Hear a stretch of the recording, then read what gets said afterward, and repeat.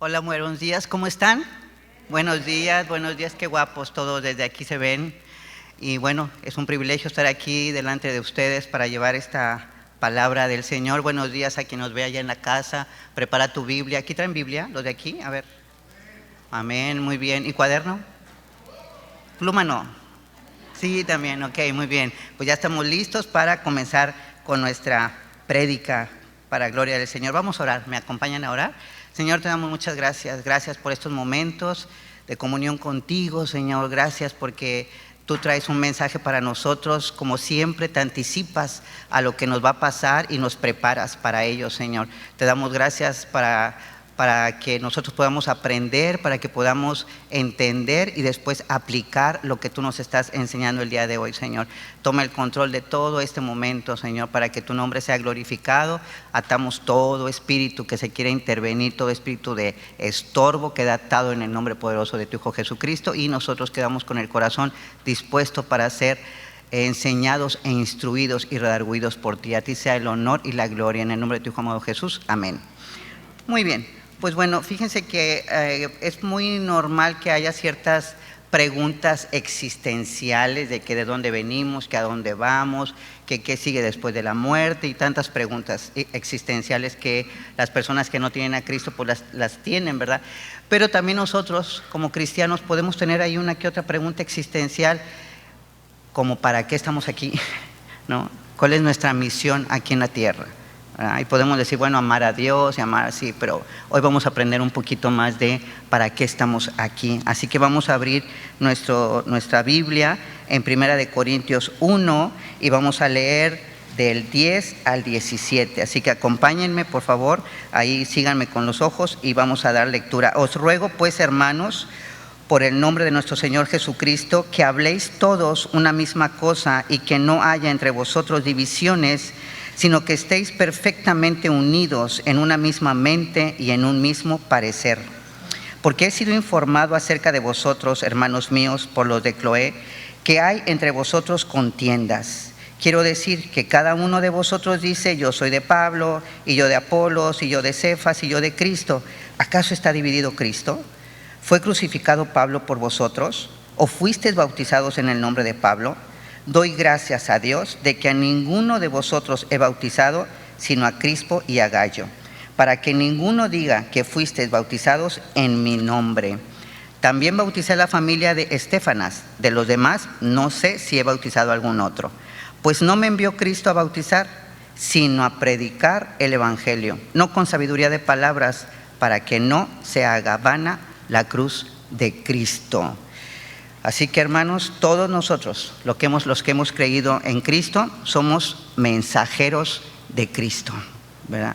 No solamente los hermanos que participan en el ministerio de evangelismo, los hermanos y hermanas son los únicos mensajeros. Aquí está claro, dice que todos nosotros somos enviados de Dios como sus mensajeros. Y esto debiera ser un gran privilegio para cada uno de nosotros.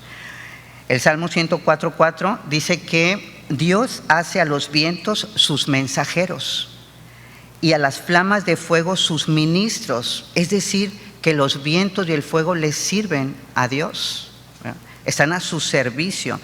En la Biblia nosotros vemos a varios enviados como mensajeros de Dios. Seres espirituales como los ángeles, por ejemplo. Los ángeles fueron los que le fueron a avisar a la Virgen María que iba a tener un bebé. Le avisaron también a Daniel, fueron con Daniel en el Antiguo Testamento, le ayudaron a ver lo que significaba la revelación. Fueron con Zacarías, que es el papá de Juan el Bautista, y les dieron estos avisos. Fueron a los pastores y bueno, estos seres espirituales, pero también Dios usó a personas enviados como mensajeros suyos. Moisés fue un mensajero de Dios, ¿verdad? Él lo envió para que le enseñara la ley al pueblo de Israel, esta ley que las enseñó vía oral y también vía escrito, ¿verdad? Los profetas del Antiguo Testamento fueron enviados por Dios y sus mensajeros. Isaías, por ejemplo, este profeta que es el que nos ha dado la más completa historia, ministerio, títulos y misión de Jesucristo, ¿verdad? El profeta Jeremías, Zacarías, todos ellos fueron enviados como mensajeros de Dios. En el Nuevo Testamento vemos a Juan el Bautista, enviado como mensajero de Dios, al propio Señor Jesucristo, enviado como mensajero de Dios. Y bueno, y aquí Pablo nos dice que Él es uno más de los enviados como mensajeros de Dios, pero nosotros también. La gran comisión que se expresa en Mateo 28, 19, nos hace a todos los redimidos por Cristo sus mensajeros. Esa gran comisión dice: id y haced discípulos. En esa frase está la comisión, en esa frase está la instrucción y se nos comisiona como sus mensajeros. Pablo había aceptado el llamado de Cristo a ser su mensajero.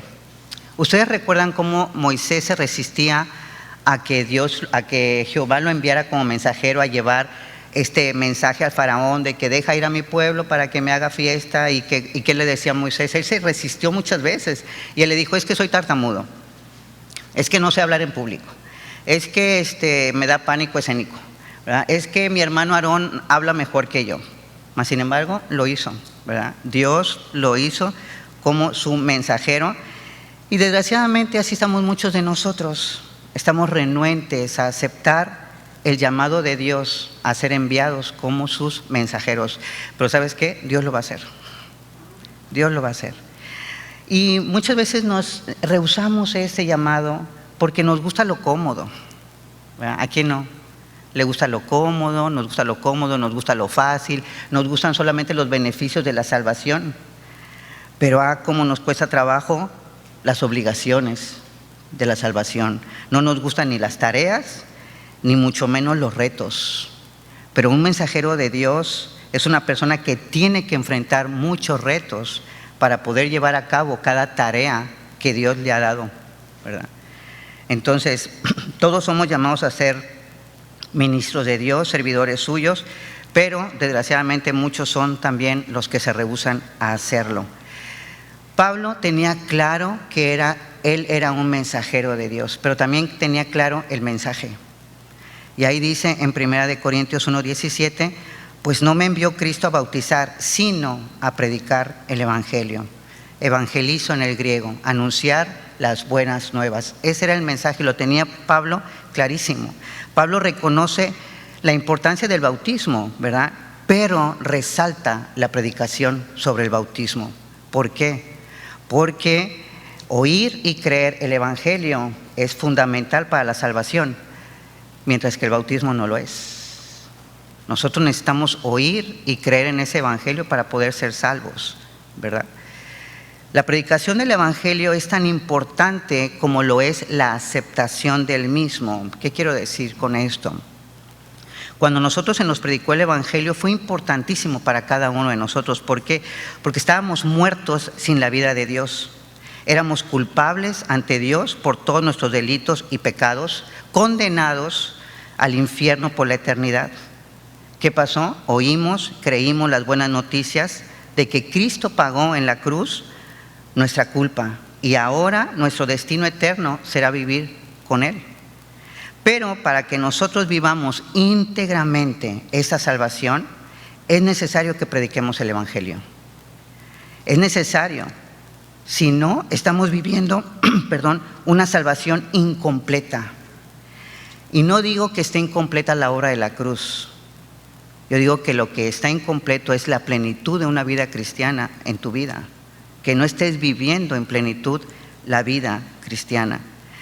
La predicación del evangelio es uno de esos eslabones que a veces, que por lo general le hace falta para que embone todo, para que sea integral, que tú vivas en plenitud la vida cristiana.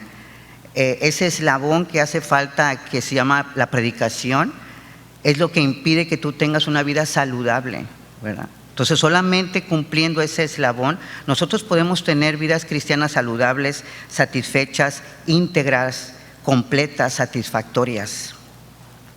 Acompáñenme a Isaías 52:7, por favor. Isaías 52:7.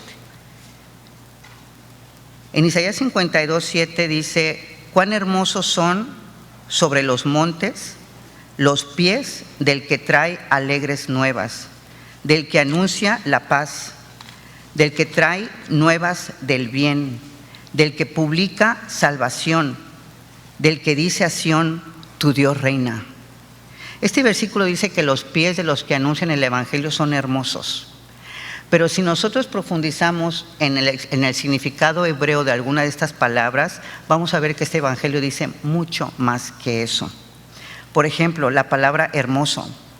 La palabra hermoso es la palabra hebrea naá y tiene una raíz, la raíz propiamente de esta palabra significa estar en casa.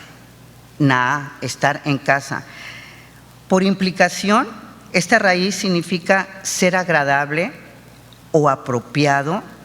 Esto es hermoso, pero en este término es cuando uno dice, qué hermoso es estar en mi casa. Qué a gusto es estar aquí en mi casa, ¿verdad? Qué apropiada es mi casa para mí. Es como cuando nos vamos de viaje y podemos ir a un lugar muy bonito, podemos hospedarnos en un hotel hermoso, pero cuando llegamos a la casa decimos, ay, qué rico mi casa, ¿verdad? Mi cama, mi baño, estoy a gusto en mi casa. Es hermoso estar en mi casa, sí, me la pasé chévere, pero qué hermoso estar aquí en mi casa. Es en ese sentido. Entonces, lo apropiado para ti como creyente y para mí es predicar el Evangelio. Predicar el Evangelio te hace sentir como en casa. ¿Por qué? Porque predicamos el reino y nosotros pertenecemos a ese reino. Entonces, cuando lo predicas, te sientes a gusto, estás cómodo, estás haciendo lo apropiado para lo que fuiste llamado. Mientras que cuando no lo predicas, aun cuando tú perteneces al reino de Dios, te sientes incómodo, te sientes fuera del lugar, te sientes como que no perteneces ahí. Llegas el domingo y te vas rapidito. ¿Por qué? Porque no estás a gusto, porque te sientes incómodo, sientes que no perteneces aquí. Y muchas veces, muchas cosas del reino, cuando te sientes incómodo, muchas cosas del reino las hacemos a la fuerza y no por gusto, porque no nos sentimos a gusto. Entonces vamos a un estudio bíblico a la fuerza. Tomamos un estudio bíblico porque si no lo tomamos no podemos servir en un ministerio, pero no lo hacemos porque estamos a gusto, ¿verdad? Y nos sentimos incómodos en un estudio bíblico y muchas veces renunciamos al estudio bíblico y ya no vuelvo a ir. Muchas veces son las que yo he oído decir, ¿sabes qué? Es que ya no me siento a gusto en este lugar. En consejería mucho oigo eso. Es que nos sentimos que ya no pertenecemos aquí, no nos sentimos a gusto. Oye, ¿por qué no intentas predicar el Evangelio? A lo mejor con eso te vas a empezar a sentir muy a gusto. ¿Por qué? Porque a eso fuimos llamados. Somos mensajeros de Dios. Otra palabra que encontramos aquí en Isaías 52:7 es pies.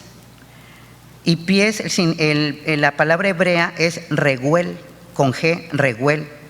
Y significa pie, significa conducir a, significa dar pasos, ¿verdad? También tiene la connotación de soldado, pero de ese soldado de infantería, el soldado que va a pie. Y nosotros somos soldados de Cristo. Así que como mensajeros que somos, debemos caminar para hacer una entrega como lo hace cualquier mensajero. Cualquier mensajero llega y hace una entrega. O sea que la predicación del Evangelio es una llegada. Llegas a esa persona, caminas hacia tu suegra, caminas hacia el jefe de tu trabajo, caminas hacia tus hijos, caminas hacia tu vecino para entregarle el plan de salvación, para entregarle las buenas nuevas, para entregarle la paz, para hacerle bien a esa persona. Nuestros pies nos deben de conducir a entregar ese mensaje de salvación, porque es una entrega, es una llegada lo que nosotros hacemos.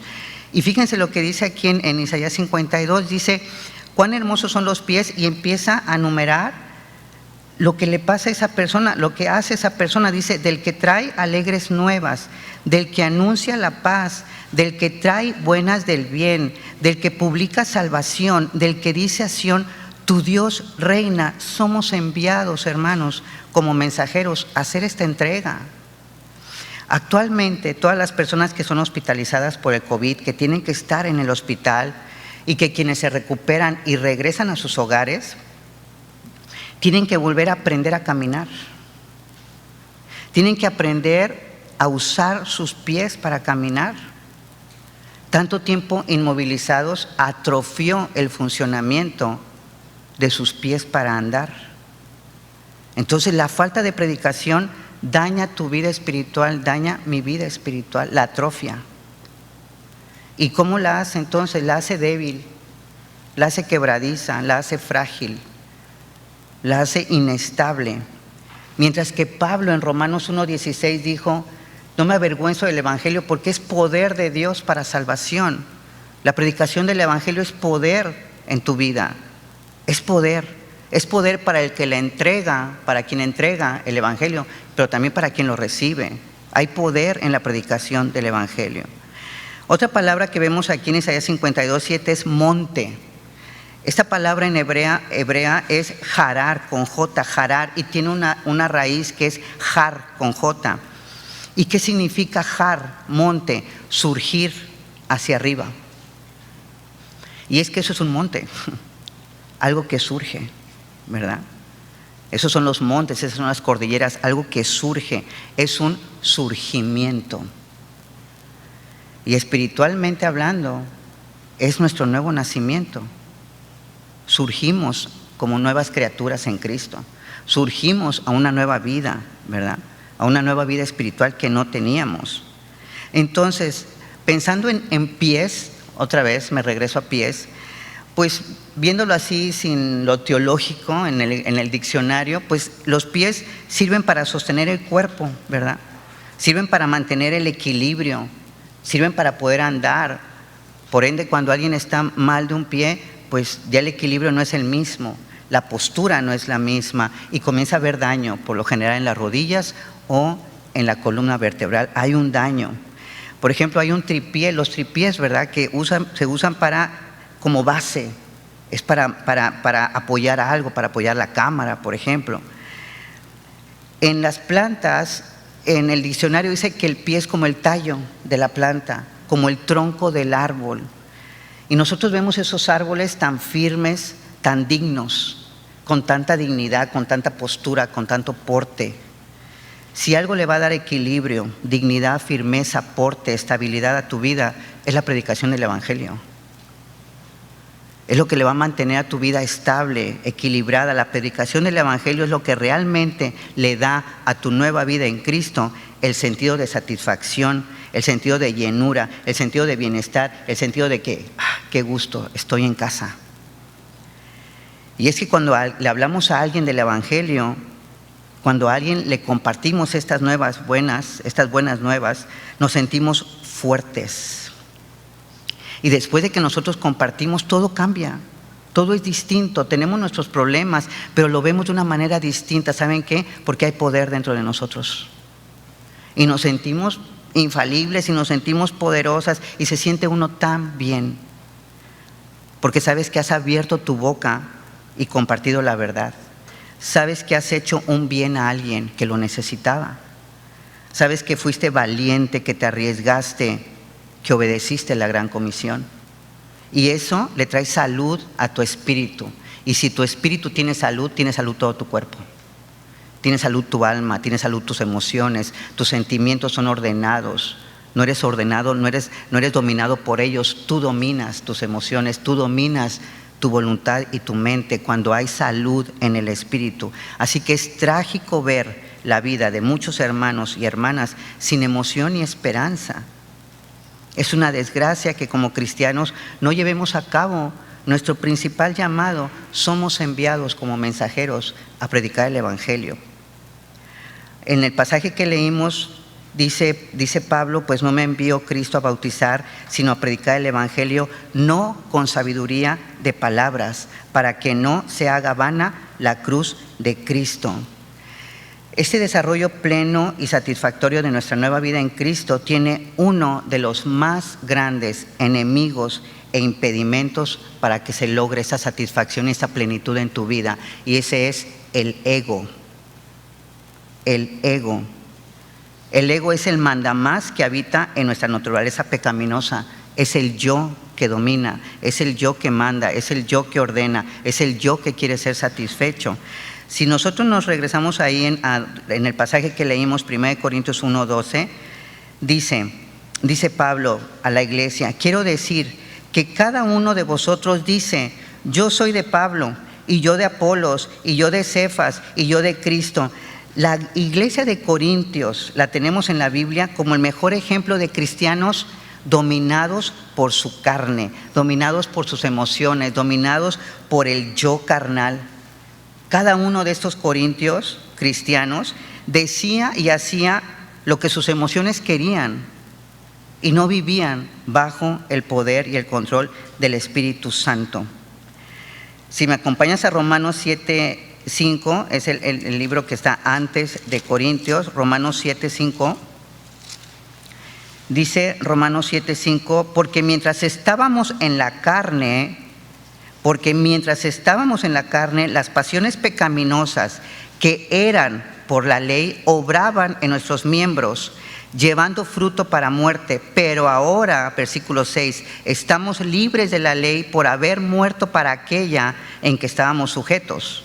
De modo que sirvamos bajo el régimen nuevo del Espíritu y no bajo el régimen viejo de la letra. Los cristianos de Corinto, que eran carnales, que eran llevados por sus emociones, por sus sentimientos y sus razonamientos, sus emociones, sentimientos y razonamientos, era su ley, era lo que los gobernaba. Porque aquí dice que los corintios decidieron, movidos por su ego y por su carnalidad, hacerse grupitos. Y ellos decidieron levantar a su propio líder y dijeron: yo quiero de líder a Apolo, yo quiero de líder a Cefas, yo quiero de líder a Pablo, y ellos decidieron por sí mismos a quién querían seguir. Se juntaron, ellos decidieron juntarse con los que mejor les caían, ellos decidieron no participar de lo que no les gustaba participar en la congregación, decidieron que las reuniones dominicales para ellos iban a ser reuniones sociales, donde ellos iban a llegar a la hora que ellos quisieran, comer lo que ellos quisieran. Ellos iban a decidir pasar la vida cristiana lo mejor posible. Hermanos, nosotros no tenemos la prerrogativa de servir a Cristo como nosotros querramos. No tenemos esa prerrogativa. Es un error decidir qué hago y qué dejo de hacer como miembro del cuerpo de Cristo, simplemente porque lo considero aburrido, simplemente porque tengo cosas mucho más interesantes que hacer, como ganar dinero. Una unidad verdadera es el objetivo del Espíritu Santo en una congregación. La obra del Espíritu Santo en la iglesia es que a través de la sana doctrina, el cuerpo de Cristo se encuentre unido, firme, en un mismo sentir y en un mismo pensar. Y lo leímos hace rato, 1 Corintios 1:10. Os ruego pues, hermanos, por el nombre de nuestro Señor Jesucristo, que habléis todos una misma cosa, y que no haya entre vosotros divisiones, sino que estéis perfectamente unidos en una misma mente, en un mismo pensar. Pero el ego convence a muchos cristianos de no estudiar la Biblia, de no leerla. Es nuestra responsabilidad llenarnos de sana doctrina durante toda la semana, porque así el domingo llego a la congregación llena de sana doctrina, y entonces estoy capacitada para unirme en un mismo sentir con aquel hermano, con aquella hermana que también durante toda la semana se llenó de sana doctrina. Como traemos la misma sana doctrina, nos unimos en un mismo pensar y en un mismo sentir. Cosa contraria cuando la persona viene aquí a ser llena de la sana doctrina. ¿Sabes qué? Todo lo que oigas te va a parecer aburrido, le vas a poner un pero, te vas a quejar. Claro, porque no estás capacitada para unirte en el mismo sentir que tenemos todos. Para que haya una verdadera unidad, esa unidad tiene que tener como fundamento la verdad. Y esa verdad solo existe en la palabra de Dios. Dice en Gálatas 5:24, dice: pero los que son de Cristo han crucificado la carne con sus pasiones y deseos. Gálatas 5:24. Pero los que son de Cristo, ¿cuántos aquí son de Cristo? Amén. Muy bien, ok. Han crucificado, está en pasado, ¿se fijan? Está en tiempo pasado. Pero ¿por qué entonces hay tanto ego carnal en la congregación? ¿Por qué todavía te sigue dominando el ego? Porque te falta palabra, te falta sana doctrina, te falta que asistas al estudio bíblico y que verdaderamente estudies y que no nada más lo hagas por compromiso, ¿verdad? En esos corazones, en esas mentes donde sigue dominando el ego, es porque le hace falta palabra de Dios. Si me acompañan también a Romanos 6:6, ahí cerquita, en Romanos 6:6, por favor. Dice en Romanos 6:6, sabiendo esto, que nuestro viejo hombre fue crucificado juntamente con él, con Cristo, para que el cuerpo del pecado sea destruido, a fin de que no sirvamos más al pecado. Aquí nos dice que el cuerpo del pecado fue destruido. Ese cuerpo del pecado es el poder de esas pasiones y deseos que leímos en Gálatas. Porque el deseo y la pasión tienen poder. Pero esta palabra destruido que dice en el versículo de Romanos 6:6, que yo te aconsejo que lo pongas porque es la clave de este versículo, destruido es la palabra katargeo en griego, katargeo. ¿Y qué significa? Anulado. Significa anulado, invalidado. O sea que el poder que existía en los deseos y en las concupiscencias fue anulado, fue invalidado. El poder en la naturaleza pecaminosa que nos dominaba y nos esclavizaba a pecar, que nos llevaba esclavos a pecar, fue anulado. Es como si tú tuvieras un foco, pero que no está prendido, no tiene energía. Ahí está el foco, pero no tiene poder, no tiene energía, no prende. Y puedes tener una caja completa de focos, pero sin poder. Así es nuestra naturaleza pecaminosa. Está la naturaleza pecaminosa, pero no tiene poder. Fue anulado, fue invalidado por la cruz de Cristo, en la cruz de Cristo. Si nosotros seguimos dominados por los deseos de la naturaleza pecaminosa, como lo es el ego, este deseo que tiene la naturaleza pecaminosa de hacer su voluntad, de ordenar, de mandar, pues es por dos causas. Número uno, es porque te falta fe, te falta estudio de la palabra, porque dice que la fe viene por el oír la palabra de Dios. Entonces te falta este conocimiento que te dice, ¿sabes qué? Ese poder ya está anulado. ¿Y entonces qué hago cuando venga el ego y cuando venga ese deseo? Pues le aplicas la cruz. Le dices, ¿sabes qué? Ese deseo ya no tiene poder sobre mí para llevarme a pecar. Ahora ya puedo decir no. Antes no podíamos decir no. Antes éramos esclavizados y éramos arrastrados por el deseo y la concupiscencia. Pero ahora no, ahora tenemos un poder de decir no. Y que le haga como quiera. Pero si yo no coopero, ¿cómo va a manifestarse el ego? ¿Cómo se va a manifestar? No se puede manifestar, necesita mi cooperación. Entonces el número 2 es que si tu ego sigue dominando sobre el Espíritu Santo, tú lo estás haciendo voluntaria y conscientemente. Tú estás queriendo actuar bajo tu ego. Tú estás queriendo que tu ego mande, ¿verdad? Y miren lo que dice ahí cerquita, regresamos a 1 Corintios, donde estamos, nada más que ahora nos vamos al capítulo 9, por favor. 1 Corintios 9, en el versículo 26.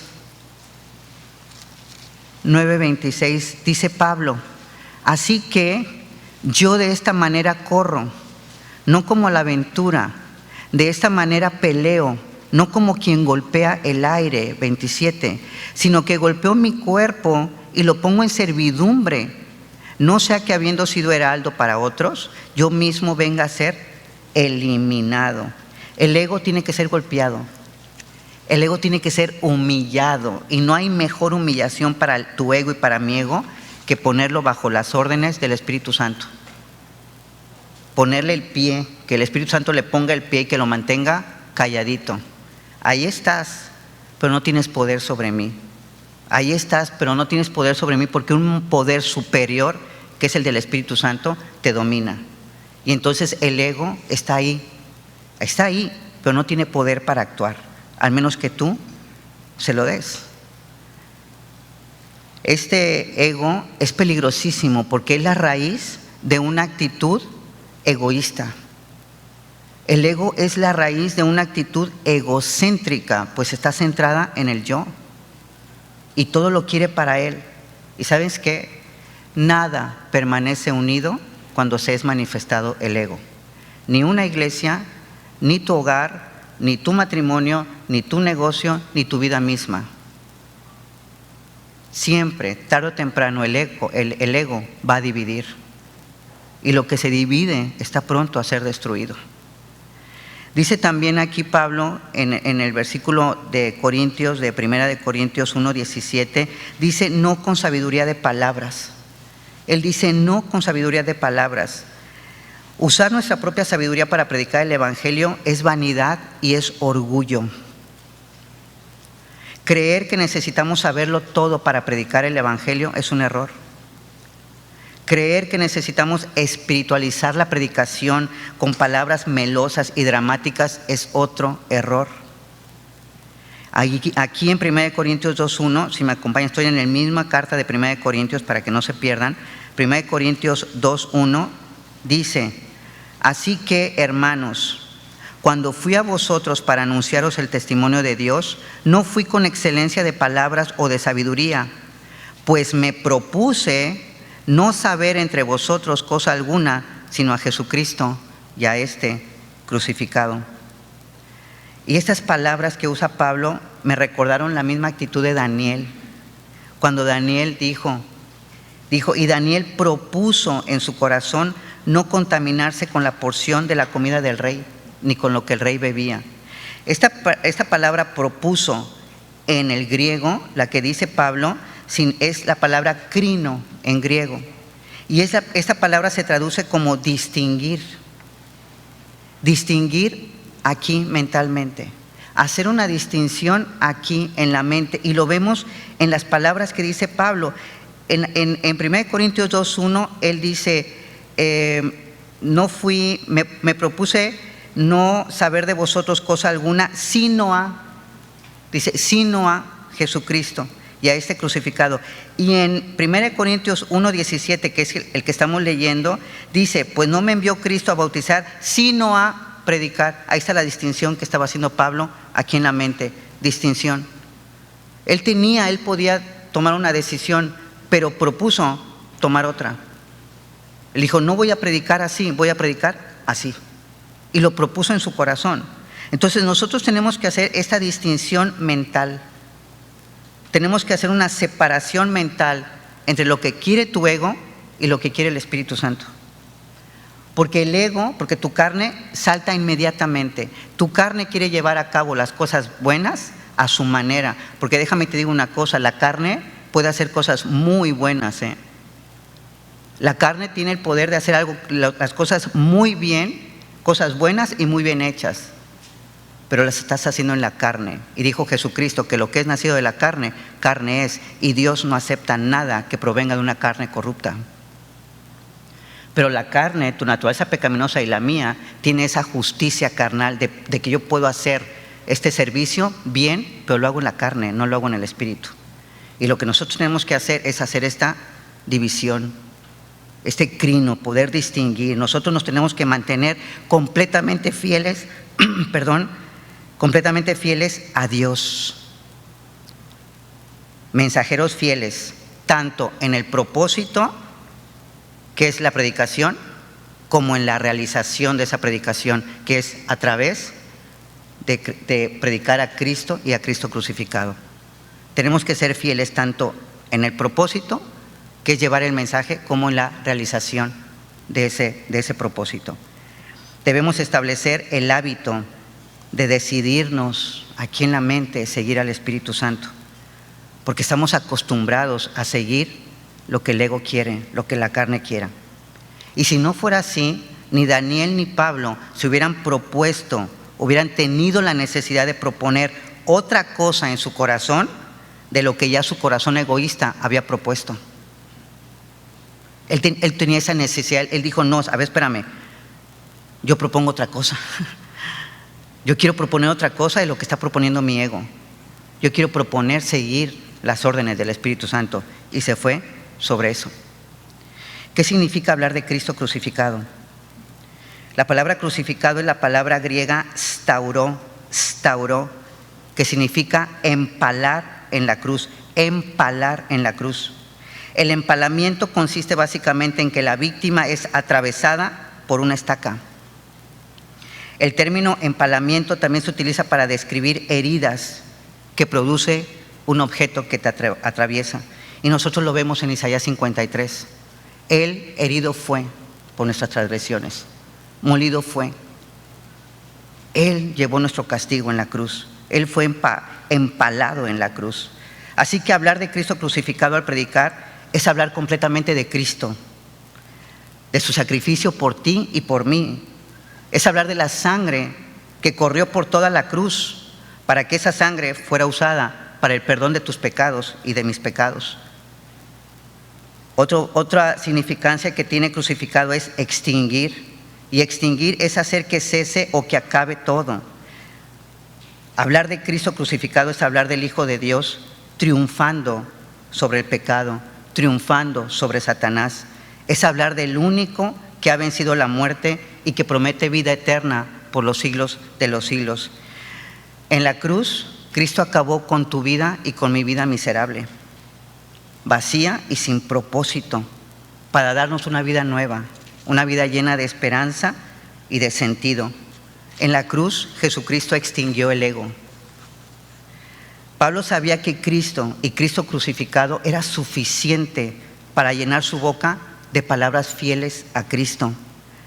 Cristo crucificado, hermano y hermana, es suficiente para llenar tu boca y la mía de palabras de gracia, de palabras de poder y de palabras de autoridad. Vayamos por último a Gálatas 6:14. Cuando nosotros hablamos de Cristo crucificado, la gloria se la lleva a Él. Y dice Gálatas 6:14, pero lejos esté de mí gloriarme, sino en la cruz de nuestro Señor Jesucristo, por quien el mundo me es crucificado a mí y yo al mundo. Cuando hablamos de Cristo crucificado, Él se lleva la gloria y no nosotros. Vida Nueva para el Mundo es el mensajero de Dios para entregarte a ti, si nos visitas por primera vez, este plan, estas buenas nuevas que trae su Hijo Jesucristo. Vida Nueva para el Mundo es el enviado, es el mensajero de Dios. Me toca a mí estar aquí para entregarte, para hacerte entrega, esa invitación que su Hijo Jesucristo te hace. ¿No quisieras tú recibirlo hoy? ¿No quisieras tú recibir el regalo de la vida eterna? ¿No quisieras recibir la libertad que Jesucristo ganó por ti y ganó por mí en la cruz del Calvario? Si quieres recibirlo, acompáñame en esta oración. Vamos a orar, hermanos. Si tú quieres recibir a Cristo, Cristo murió por ti y murió por mí. Derramó su sangre para que tú fueses libre de ese ego que todo lo destruye, que todo lo contamina, que todo lo pierde, que todo lo divide. Pero si tú en estos momentos quieres recibir a Jesucristo, solamente tienes que decirle lo siguiente: Dios, ahora entiendo por qué mi vida ha sido miserable hasta ahorita.